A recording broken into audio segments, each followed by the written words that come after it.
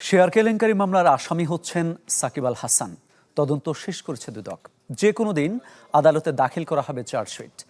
আর সেতুর টোল আদায়ের নামে শেখ হাসিনা সহ ১৭ জনের বিরুদ্ধে ৩০৯ কোটি টাকা আত্মসাতের মামলায় নথিপত্র তলব করে বিভিন্ন দপ্তরে চিঠি দিয়েছে দুদক। ক্ষমতাচ্যুত প্রধানমন্ত্রী শেখ হাসিনার ১৬ বছরের শাসনামলের দুর্নীতির ফিরিস্তি জমা পড়েছে দুদকে।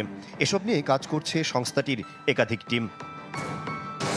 এর মধ্যে শেখ হাসিনার বিরুদ্ধে মেঘনা গোমতী সেতুর টোল আদায়ের অর্থ আত্মসাৎ মামলার নথিপত্র তলব করে সড়ক বিভাগের বিভিন্ন দপ্তরে চিঠি দিয়েছে দুদক।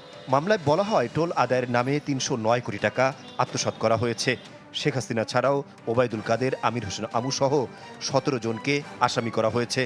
টোল আদায়ের নামে পরিষদ যোগসাজশ অর্থ আত্মসাতের একটা অভিযোগ ছিল। সেই অভিযোগে মামলা হয়েছিল গত বছর। সেই মামলার তদন্ত চলছে। এই মামলায় সম্ভবত ১৭ জন আসামি ছিলেন। ঢালাইয়ে দৃঢ়তা, নির্মাণে নিশ্চয়তা। প্রিমিয়ার সিমেন্ট, ঢালাইয়ের রাজা।